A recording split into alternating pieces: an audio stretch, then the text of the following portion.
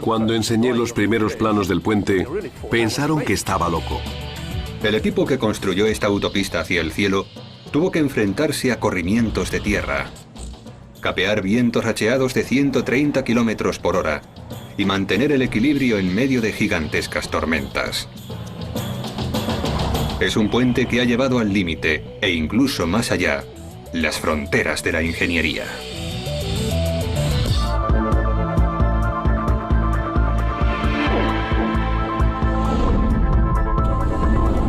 Superestructuras.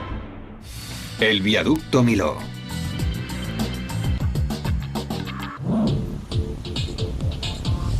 Imagínense que se construye una serie de torres Eiffel y después se engarza una autopista entre ellas para atravesar el valle más profundo de Francia.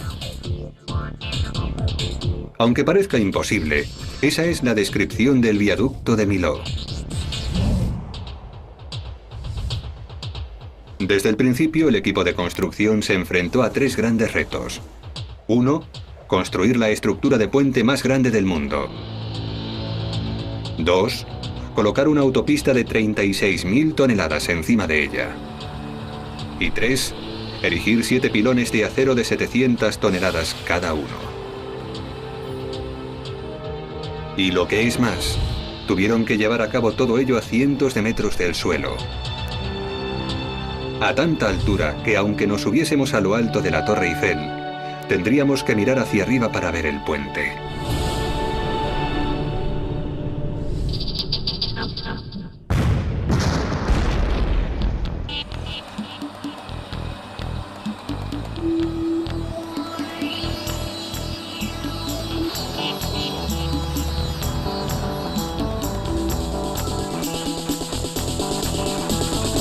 Octubre de 2001.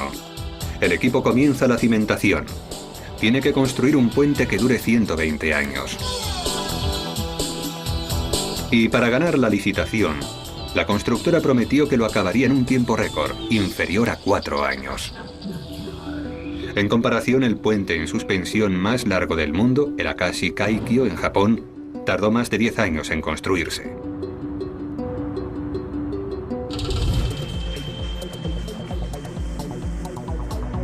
Y para mayor presión, cada día de retraso le costará a la empresa 24.000 euros al día de penalización.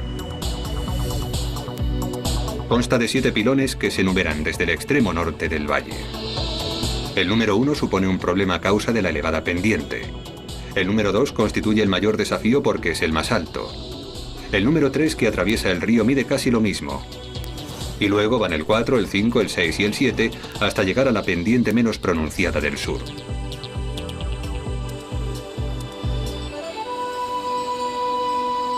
Para empezar, el equipo tiene que enterrar los cimientos a gran profundidad en el lecho rocoso para poder sostener el enorme peso del puente. Pero las fuerzas de la naturaleza se han confabulado en contra.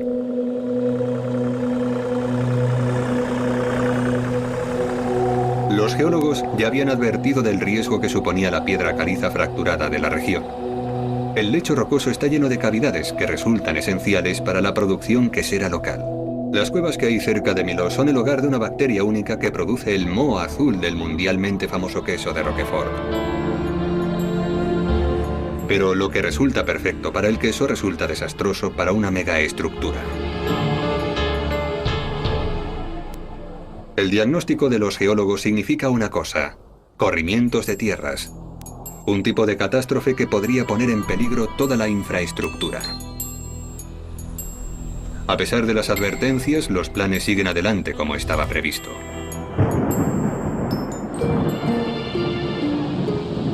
Entonces, cuando ya está avanzada la obra y tal y como se había predicho, una violenta tormenta provoca un corrimiento de tierras. 4.000 metros cúbicos de roca se desmoronan sobre el pilón 1.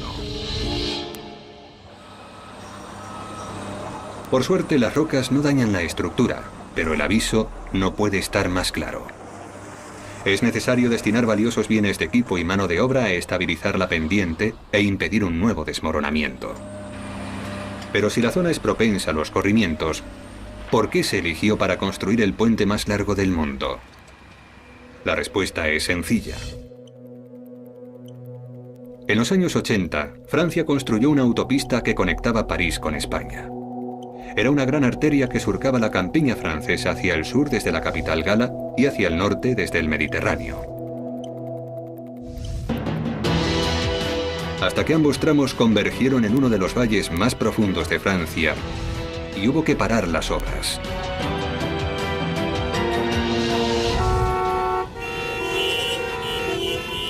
Bienvenidos a Millau, el cuello de botella más detestado de Francia.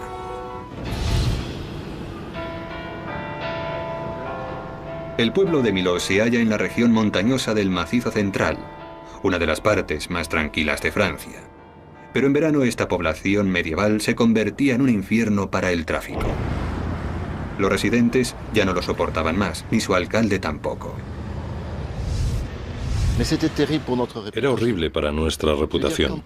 Por la radio y la televisión se oía todos los días que había que evitar Millau, que siempre estaba embotellado con atascos que duraban 5 horas. Estaba muy claro que allí había que construir un puente, pero el gobierno francés tardó muchos años en ponerse manos a la obra. Los primeros planos se diseñaron en el Ministerio de Transporte 12 años antes de que comenzasen las obras. Su jefe de construcción de puentes, Michel Virloget, es un hombre extraordinario que piensa a lo grande, muy a lo grande. Fue el impulsor del puente de Normandía en el norte de Francia, el puente en suspensión más largo del mundo. Cuando se terminó esta infraestructura plusmarquista, Virloget se consagró a un nuevo reto, el puente de Millau. Su plan era construir otro puente en suspensión que llevase los límites de la ingeniería más allá de donde se había llegado jamás, con pilones 4 veces más grandes que los del puente de Normandía.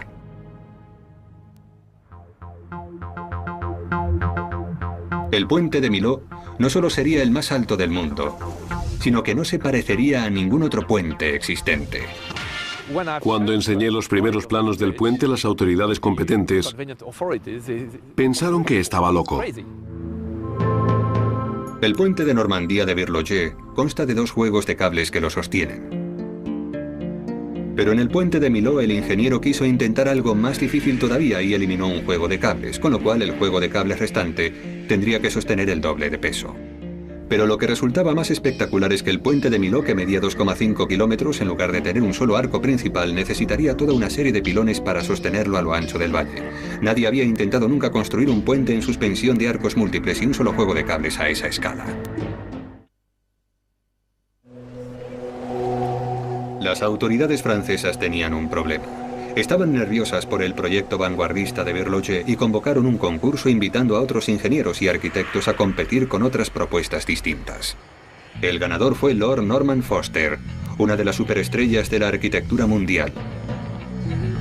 Había construido la terminal del aeropuerto más grande del mundo en Hong Kong y una torre de comunicaciones de la que cuelgan literalmente las oficinas en Barcelona.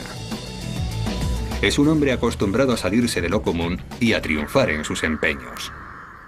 En eso consisten los retos. Cada vez que se supera uno hay que intentar otro más difícil todavía. Y en Millau el mayor desafío consistía en integrar el puente en el paisaje, dado que su emplazamiento se encontraba muy cerca de la garganta del Tarn, el equivalente francés del Gran Cañón. Había que lograr que pareciese ligero y delicado, pero que resistiese con firmeza las fuerzas de la naturaleza. Y había que integrar un proyecto de esa escala en un paisaje increíble. Irónicamente, la propuesta de Foster se basaba en el proyecto pionero de Virloget, pero lo llevaba un paso más allá. Convirtió una elegante obra de ingeniería en una delicada obra de arte. Eliminó 2 de los 9 pilones originales y estilizó acusadamente los pilones restantes y la carretera. Foster quería que el puente pareciera tan delicado como una mariposa. Pero esa mariposa tenía que resistir el peso de 5 torres Eiffel, con vientos de galerna a cientos de metros sobre el río Tarn. Si el diseño fallaba, se produciría una catástrofe. Entonces, con Millau todavía sobre la mesa de dibujo, el récord de Foster como constructor de puentes sufrió un gran contratiempo. El puente Millennium de Londres es de hecho otra estructura de récord. El puente con la suspensión más baja del mundo. Pero cuando el puente peatonal se abrió al público en junio de 2002, fue un completo desastre. Con la gente caminando sobre él, se desencadenó una frecuencia resonante y el puente comenzó a balancearse. Cuando la gente ajustó su paso al suave balanceo inicial, el efecto se multiplicó. Aunque no hacía peligrar la estructura, el balanceo era tan espectacular que las autoridades cerraron el puente para una reparación que duró año y medio y costó más de $8 millones. Era un mal presagio para el puente Millau, que pronto se iba a empezar a construir, y con una altura 15 veces mayor, un error en el diseño sería una catástrofe. Diciembre de 2001. El viaducto de Millau en Francia se encuentra en obras. Todo lo que rodea el proyecto es de una escala gigantesca. Serán necesarias 200.000 toneladas de hormigón, tantas que hará falta construir una fábrica de hormigón en el propio emplazamiento. Los enormes pilones se construyeron paso a paso vertiendo hormigón en un molde temporal.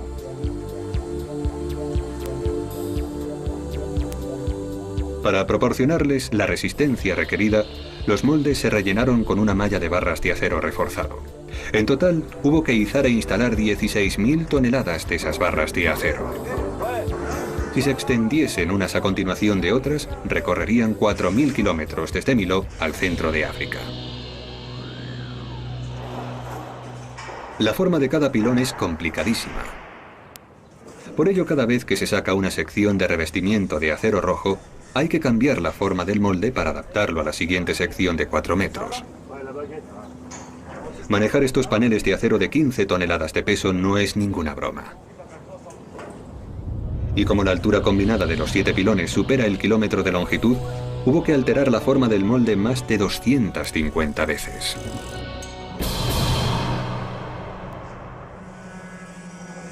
Cada 3 días, los equipos de cada pilón completaban el proceso y volvían a reiniciarlo. Era una carrera contrarreloj bajo la amenaza constante de los retrasos.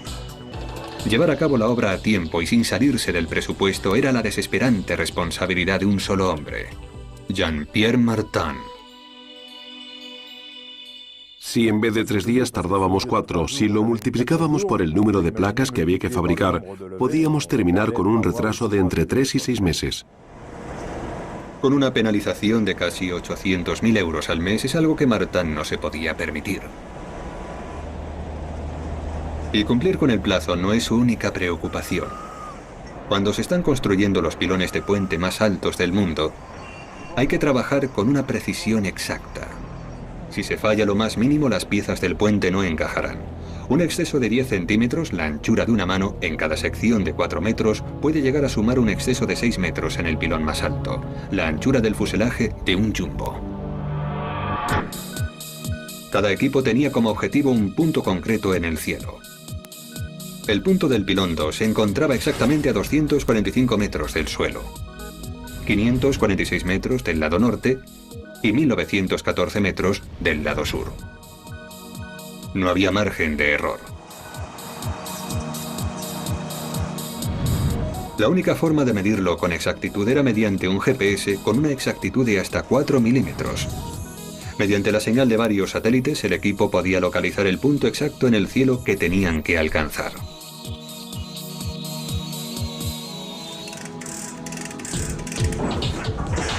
Mes tras mes, los pilones iban creciendo. En noviembre de 2003 ya habían alcanzado su altura máxima. Con 245 metros, el pilón 2 se convierte en el más alto del mundo. ¿Pero se encuentra este pilón plusmarquista donde se supone que debe estar? Aunque parezca mentira, ha dado en la diana con una desviación de solo 2 centímetros. Se descorchan unas botellas de champán. Es hora de celebrarlo a lo grande.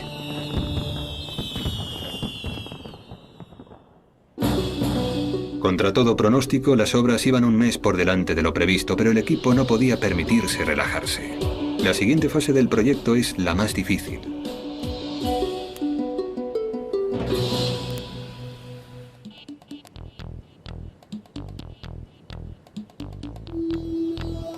La fase 2 del puente más alto del mundo consistía en instalar una carretera de 2,5 kilómetros de largo y 36.000 toneladas de peso encima de los pilones a 270 metros de altura sobre el río Tarn. Los constructores de puentes saben que el peligro forma parte de la profesión, pero trabajar a esas alturas puede ser mortal. En la construcción del puente de Brooklyn, en Nueva York, fallecieron 34 personas. Y en las obras del puente Westgate de Melbourne, en Australia, murieron 35 personas en 1970. Un año después, 13 obreros perdieron la vida cuando el puente de Koblenza, en Alemania, se desplomó sobre el Rin.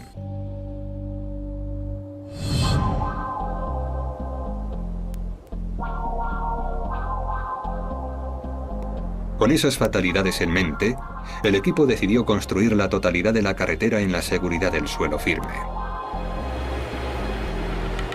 Eso significaba fabricarla de acero, que en teoría resulta mucho más seguro que levantar enormes secciones de hormigón cientos de metros hasta colocarlas en su sitio. Este plan solo tiene un problema. Nadie ha instalado nunca una carretera de 2,5 kilómetros de largo sobre pilones de esta altura. Al final, hubo solo un fabricante de acero dispuesto a asumir el colosal desafío. Eiffel, la empresa fundada por el gran ingeniero francés. Eiffel construyó lo que en su día fue el puente más alto del mundo, el viaducto de Garabit, en el sur de Francia, antes de diseñar la estructura de la Estatua de la Libertad de Nueva York y su emblemática torre parisina. Pero a pesar de la experiencia de la empresa, su director Marc Buonomo sabía que estaba asumiendo un elevado riesgo. Fue una gran apuesta para nosotros, porque si se hubiera producido un solo fallo y el puente no hubiera funcionado, se habría llevado a la empresa por delante.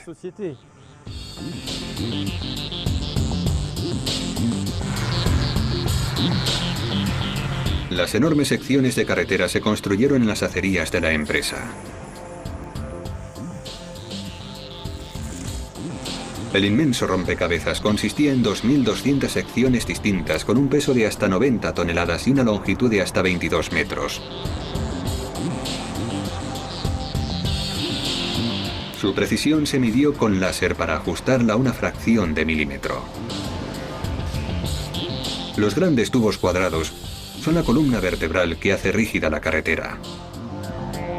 Los paneles triangulares laterales se sueldan a cada lado para crear una anchura de 4 carriles. Para cumplir los agotadores plazos, Buonomo automatizó la producción con un robot soldador de 2 cabezas y una máquina cortadora de plasma.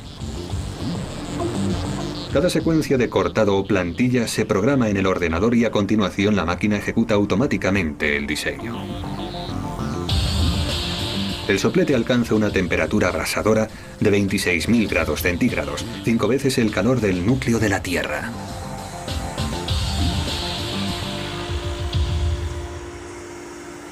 Pero cortar y soldar fue la parte más fácil. Lo difícil fue trasladar las mastodónticas secciones cientos de kilómetros desde las fábricas hasta Millau. Hubo que planear cuidadosamente las rutas para evitar cualquier tipo de daños. La policía coordinó las medidas de seguridad. Pero incluso con ese nivel de preparación, hubo obstáculos que se salvaron por los pelos. Y no se trató de un acontecimiento aislado. Para construir el viaducto hicieron falta 2.000 de estos extraordinarios convoys de carretera.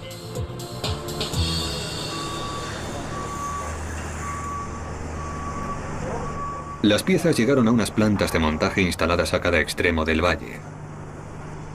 Allí se soldaron las piezas del enorme rompecabezas para formar las 2 mitades del puente.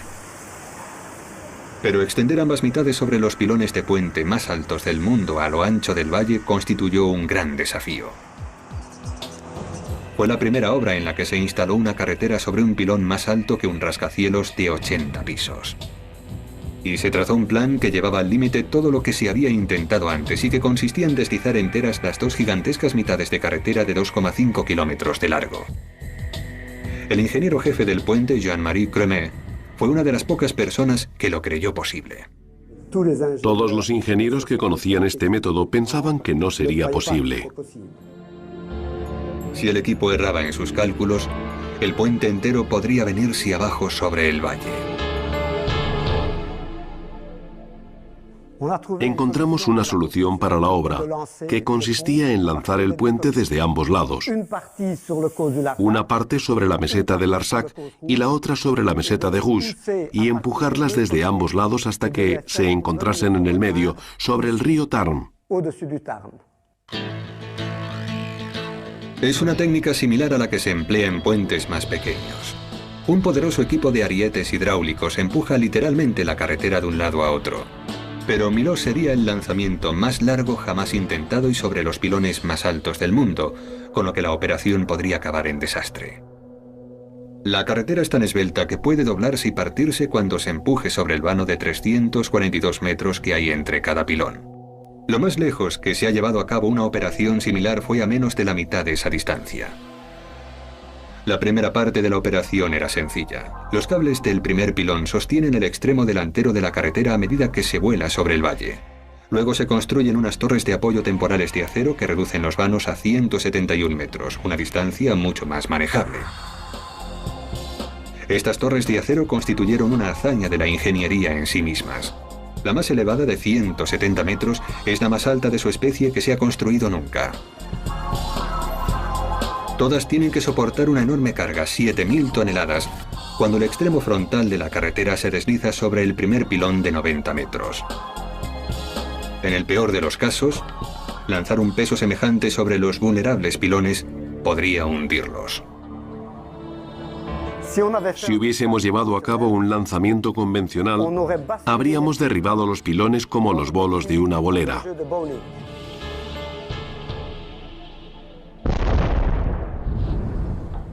Alguien tenía que reinventar la forma en que se construía este tipo de puentes, y fue a Marc Buonomo y a Jean-Marie Crémet a quienes se les ocurrió la genial idea. El truco consistía en utilizar una serie de sistemas de lanzamiento para elevar la carretera a la vez que se impulsa hacia adelante. Cada sistema emplea unos bloques en forma de cuña a cada lado de la carretera.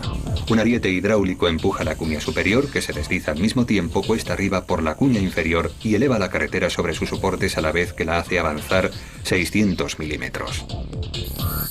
Entonces, la cuña inferior se retrae y deposita la carretera sobre sus soportes. La cuña superior regresa a su posición original y se reinicia el ciclo completo. Se colocan 4 de estos aparatos en cada pilón, todos ellos programados para funcionar exactamente al mismo tiempo. El resultado es que juntos pueden elevar y desplazar hacia adelante toda la carretera. Pero si uno falla o pierde el ritmo, puede provocar una catástrofe, ya que la fuerza desatada podría empujar los pilones del puente hasta derribarlos. Cuando estás allí arriba, contemplando Millau a 300 metros de altura, te preguntas si esto ha sido de verdad una buena idea. El futuro de todo el proyecto depende de un prototipo que nunca se ha comprobado.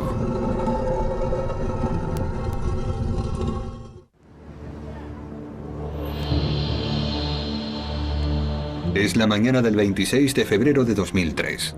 Es la hora de la verdad en el puente más alto del mundo. Todo está a punto de ponerse a prueba. Tanto la flexibilidad de la carretera como la fortaleza de los pilones temporales y el innovador sistema de arietes hidráulicos. Incluso Buonomo, el hombre a cargo de la operación, alberga sus dudas. Como nunca se había intentado, nunca, he de admitir que tenía miedo de que no funcionase.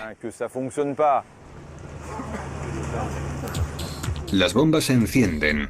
Los pistones se ponen en marcha y comienza su gran travesía sobre el valle. En cuanto oí el ruido de los motores,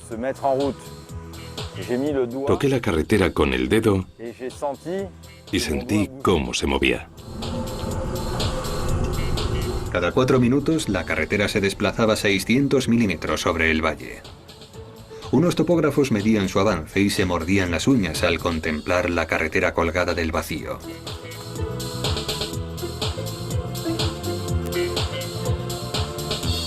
Al final, la carretera llegó sana y salva al primer pilón.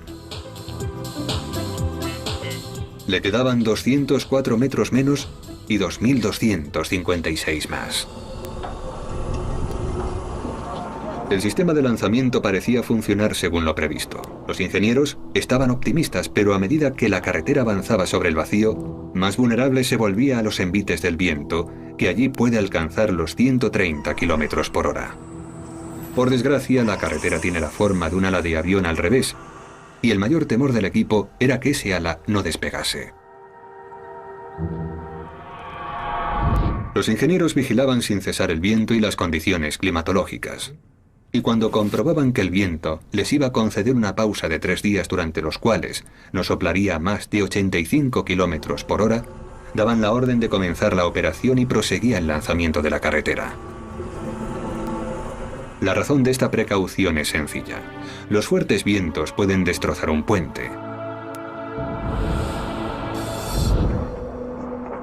En 1940, el estado de Washington construyó un puente de suspensión sobre el estrecho de Tacoma al noroeste de Estados Unidos. Se inauguró con una gran ceremonia el 1 de julio. Pero la celebración duró poco tiempo. El puente tenía un gran problema: el viento. Las cinchas que había bajo el puente, diseñadas para hacerlo rígido, en realidad bloqueaban el viento y provocaban que la carretera temblase alarmantemente. Los vecinos enseguida le pusieron el mote de Gertie el galopante. El 7 de noviembre, bajo un viento de unos 70 kilómetros por hora, el puente comenzó a retorcerse violentamente. A las 11 de la mañana, Gertie el galopante se vino abajo. El viento estrelló el puente contra el río.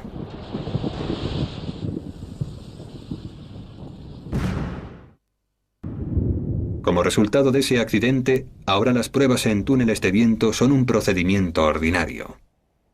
En el caso del puente de Millau hubo que analizar el clima del Valle del Tarn durante 18 meses y después se recrearon esas condiciones en el túnel del viento. El ingeniero eólico Olivier Flamand se quedó sorprendido con los resultados. La velocidad media del viento era relativamente baja, pero las turbulencias eran tan fuertes que provocaban subidas repentinas de velocidad.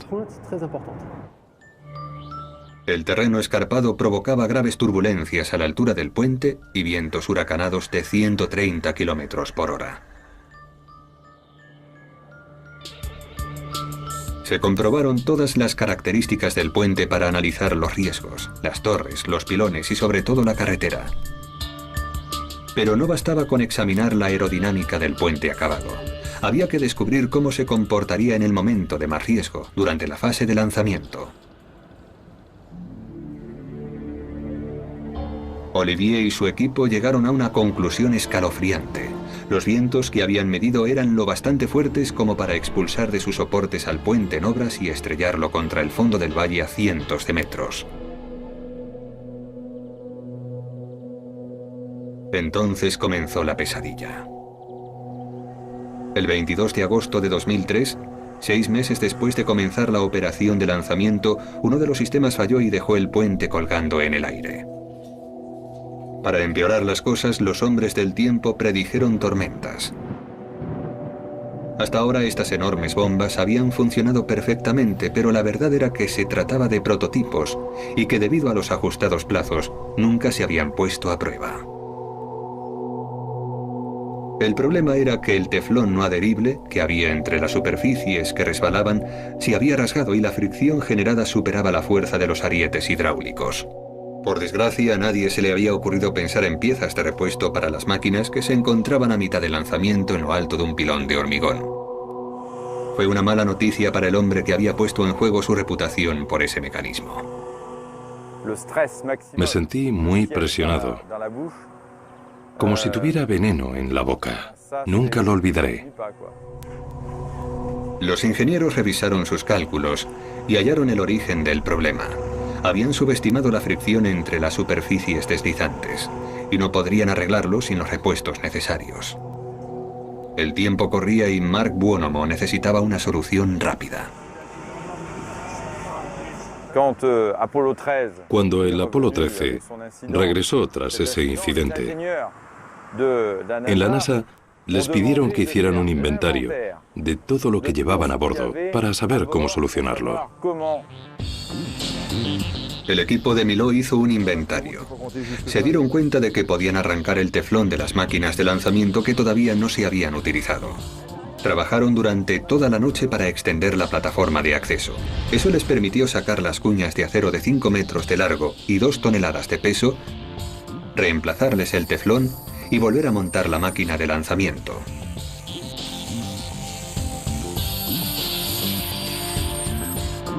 A las 8 de la mañana siguiente estaba lista para reanudar la operación.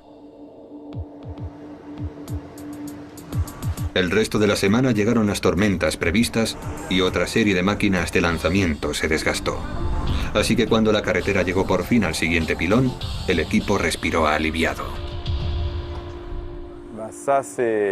Es algo que no se olvida nunca. Pasamos mucho miedo durante esas 4 horas. Las dos carreteras prosiguieron su viaje sobre el valle. Día tras día, semana tras semana, se fueron acercando milímetro a milímetro durante 14 meses.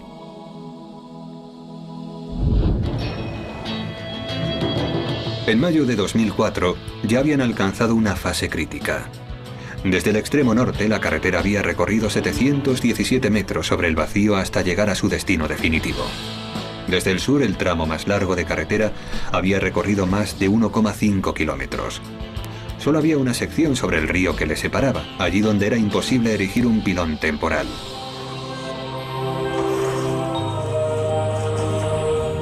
¿Pero se unirían tal y como estaba previsto? Si los cálculos son erróneos, habrán construido el elefante blanco más grande de Europa. Incluso el hombre que había detrás de todo el proyecto tenía sus dudas. No estaba en absoluto convencido de que ambas partes del puente convergieran con perfecta simetría. Tenían muchas probabilidades en contra. Calcular semejante infraestructura con precisión es una labor hercúlea. Para empezar, los puntos de partida a ambos extremos del valle estaban a alturas distintas. Y en segundo lugar, el puente describía una sutil curva. Como resultado, cada panel de acero que componía la carretera tenía que estar cortado y soldado con una precisión exacta.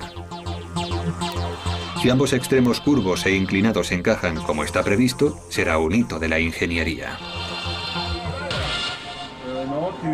El equipo comprueba la previsión del tiempo y con el viento dentro de los niveles de seguridad, decide iniciar la fase final.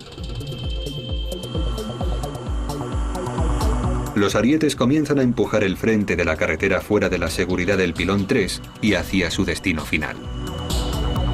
En este momento es necesario que un total de 21 sistemas de lanzamiento actúen exactamente a la vez para evitar el desastre. Y si algo fallase ahora, el responsable sería Mark Buonomo. Todo el mundo me preguntaba si creía que encajarían. Para asegurarme de ello, coloqué un GPS en la parte de delante que me permitía medir el hueco entre la posición teórica y la real. Durante los 2 días y noches siguientes, la carretera avanza 600 milímetros cada vez, rumbo a su destino final. Los medios de comunicación mundiales observan el crítico encuentro entre ambas secciones y para incrementar aún más la presión, se espera que el primer ministro francés acuda a celebrar el acontecimiento.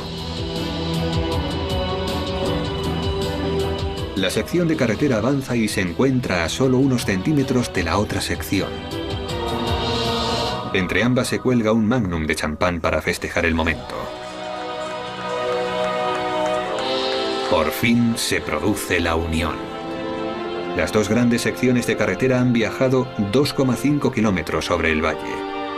Y cuando se comprueba, se averigua que están alineadas a falta de 1 centímetro, lo que significa una precisión del 99,99%.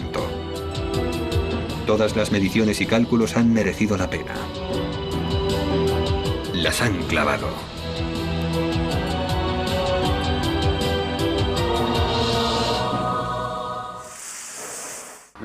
Cuando se unieron las cubiertas fue muy especial.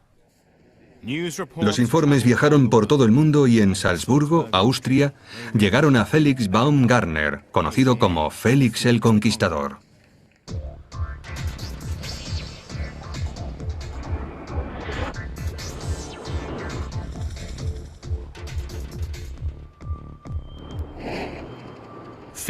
A lo largo de su carrera, Félix ha saltado desde algunas de las estructuras más altas del mundo y en 24 horas había ido a Millau para calcular la logística del salto, centrándose en sus dos objetivos, evitar el arresto y la muerte. Baumgartner esperó a que anocheciera para llegar al lugar.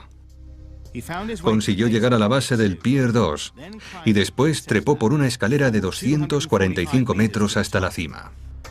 Subió hasta la cubierta de acero y buscó un sitio para refugiarse hasta que amaneciese. Debía permanecer escondido hasta que saliese el sol y sus cámaras pudiesen grabar su intento de batir el récord del mundo.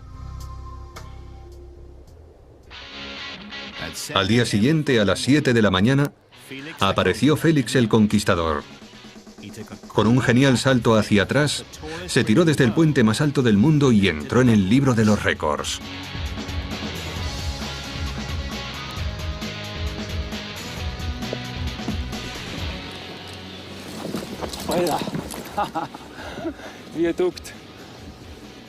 El puente más alto del mundo, 250 metros.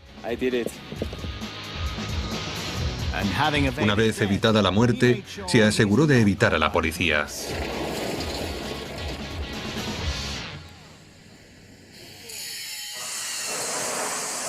Ambos tramos de carretera se han unido y ha llegado a la fase final del proyecto. Pero la carretera para cumplir el plazo continúa y los problemas aún no han terminado. Todo el mundo nota las dramáticas ondulaciones de la carretera de acero flexible, incluso algunos ingenieros veteranos cuestionan su integridad estructural. Fue una gran sorpresa para todos. Todos los ingenieros sabíamos que el acero era flexible, pero no tanto. El equipo confiaba que los cables y los pilones enderezasen la carretera. Cada pilón mide 90 metros de alto y pesa 700 toneladas, el equivalente a 85 autobuses londinenses. Colocarlos en su sitio sobre la esbelta carretera en lo alto del valle es algo que jamás se ha intentado antes, pero una vez más, Marc Buonomo tenía un plan. Los primeros que erigieron pilones verticales fueron los egipcios. Buonomo adaptó la técnica empleada en el antiguo Egipto para levantar obeliscos en la arena. El equipo colocó encima de la carretera dos enormes torres de acero aseguradas con cables y las equipó con un sistema hidráulico capaz de levantar 1000 toneladas. Después el sistema hidráulico hizo cada pilón de 700 toneladas que a medida que se elevaban iban girando hasta colocarse en vertical.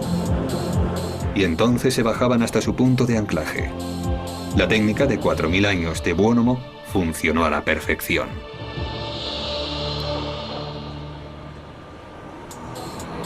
Con los 7 pilones en su sitio, el equipo puede fijar los cables que enderezarán la carretera ondulante y le conferirán la resistencia necesaria para soportar grandes cargas de tráfico rodado, o eso esperan.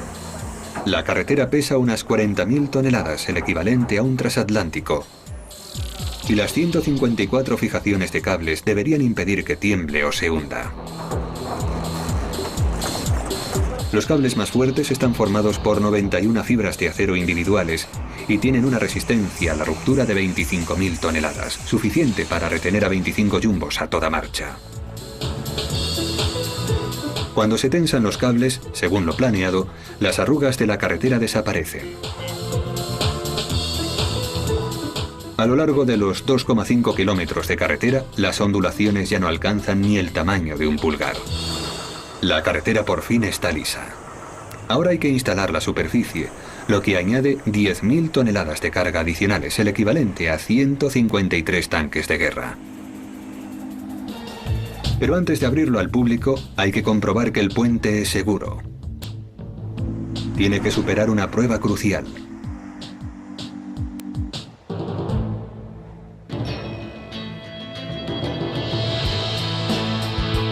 Tras 3 años de obras, el equipo que ha construido el viaducto de Millau, el puente más alto del mundo, está a punto de comprobar si sus cálculos han sido acertados.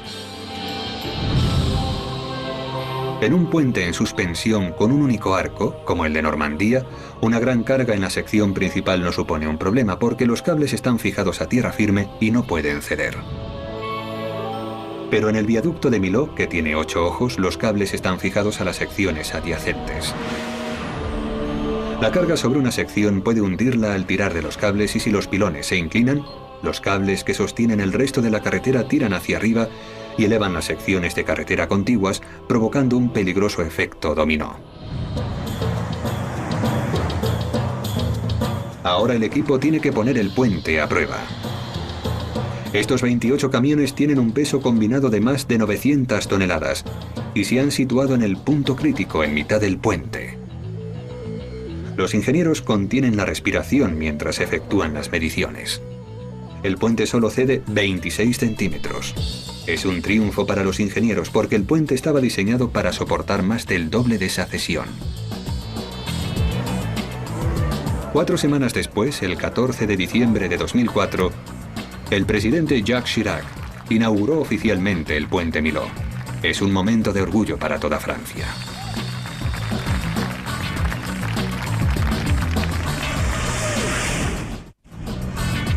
Tras 3 años de obra se ha logrado erigir el puente más alto del mundo, diseñado para durar al menos 120 años. Contra todo pronóstico, el jefe del proyecto se las ha arreglado para cumplir los plazos de ejecución, pero eso no es de lo que está más orgulloso. Lo que más me enorgullece es que no ha habido accidentes graves, porque en las obras se producen muy a menudo, y aquí no se ha producido más que una lesión sin importancia.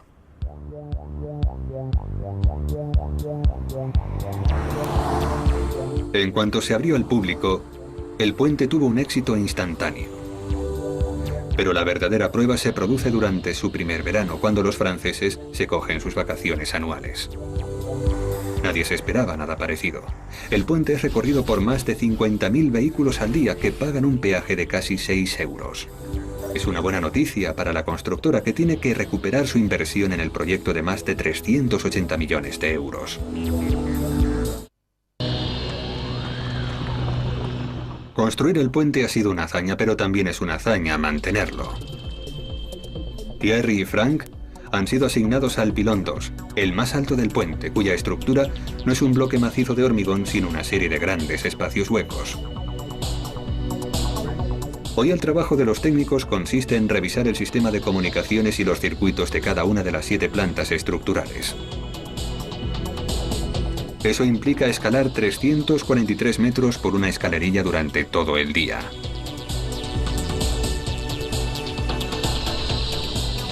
Al anochecer, cuando llega a lo alto del pilón, Thierry está exhausto, pero se ve recompensado. Desde aquí la vista es fantástica. Un panorama de 360 grados.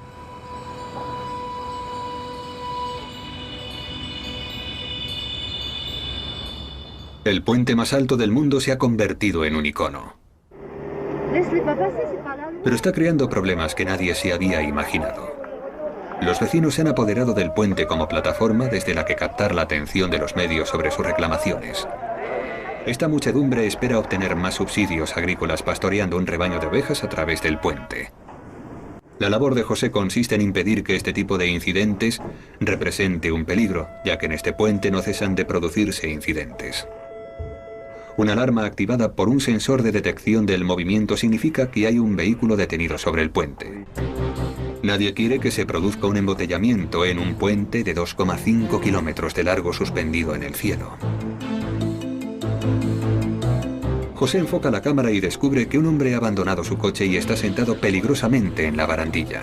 Seguramente se tratará de una avería, pero ya se ha producido un caso en el que un conductor se bajó del coche y saltó del puente para suicidarse. Bruno interviene.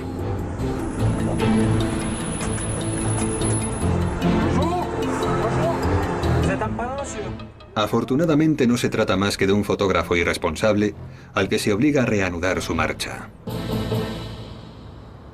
Puede decirse que el puente de Millau ha sido víctima de su propio éxito. se ha convertido en un importante destino turístico con 700.000 visitantes en los primeros 9 meses.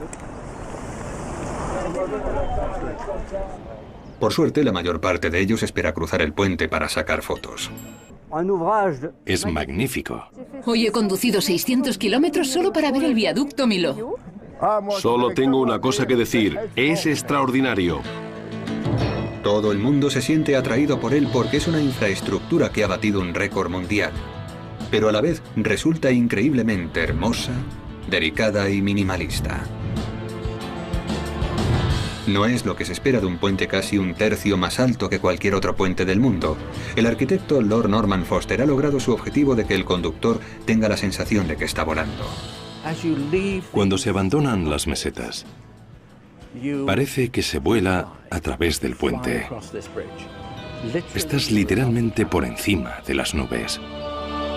Y el resultado satisface al hombre que lo soñó todo. Ver acabado el puente que imaginé hace 15 años es mágico. Este es el puente en suspensión más alto del mundo. La carretera más alta del mundo y, por supuesto, con sus 343 metros, el puente más alto jamás construido.